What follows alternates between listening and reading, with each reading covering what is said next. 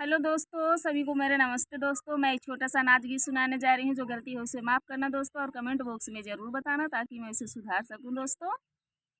केतनो सूरजू मनइबा पतारा रनिया ना पैबा रजाऊ। केतनो सूरजू मनइबा पतारा रनिया ना पैबा रजाऊ। कुवना पे जइबा महरिनिया ही पैबा।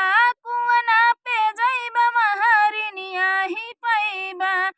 केतनो घड़िला भरइबा पतारा रनिया ना पैबा रजाऊ। केतनो सूरजू मनइबा पतारा रनिया ना पैबा रजाऊ। बगिया में जइबा मलिनिया ही पैबा।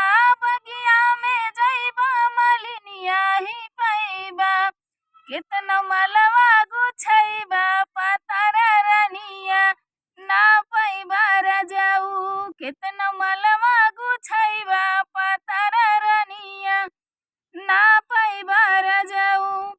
केतनो सूरजू मनइबा पतारा